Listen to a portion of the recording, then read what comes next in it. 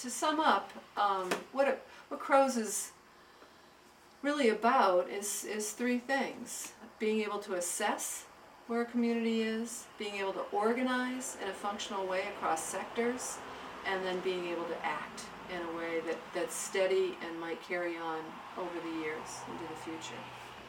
So in Vermont, Tropical Storm Irene hit, and there was a fascinating difference in how communities responded. There were some that were absolutely devastated, completely isolated, roads washed out, bridges washed out, homes flooded, and yet those communities came together to solve their own problems. They met together on the green for potluck dinners and jam sessions. They cleaned out the grocery store freezers because it was all going to go to waste.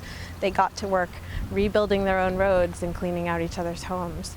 And those communities now, 3 or 4 years later, are also the ones that have done the best job with economic recovery. They're thriving today. Others really struggled. They waited for help. They didn't have the assets or the community spirit to bring people together and solve those problems. And we see that those are also the ones that are still struggling. They have empty storefronts. They're lacking the spirit that brings people together and connects community. So I think we see that as important as hazard mitigation is, emergency response, it's just as important to build strong communities where people know each other and trust each other and are ready to get to work together when a problem happens. It makes those communities stronger during disasters, but it also makes them better places to live and work every day. What I've found in speaking about it to select boards, across the board they're in the same position as the federal government, where night after night they meet and they're the only ones in the room making decisions. They would love to see a more energized, they'd like to see more social capacity within their communities. So they latch onto the idea quickly. I haven't had any select boards deride it or act like it was a foolish idea.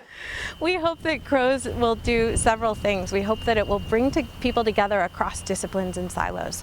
Most communities have so many committed volunteers. The first responders are absolutely dedicated and amazing at what they do, as are the social services people who work tirelessly for years to make sure people have adequate housing and food, as are the conservation commissions who are trying to make sure our ecosystems and watersheds are strong. But those volunteers rarely talk together, and sometimes they don't even work together very effectively, even though resilience is a piece of what they do, and they all are essential pieces of resilience. So we hope CROs will help those people talk together and then talk to their community. Most of us know that resilience is important. We know that climate change is happening, and yet we don't do much about it in our daily lives. And we want CROs to help make resilience everyone's business. We want people to see that this is something we need to tackle together in our towns and something that needs to be on our minds.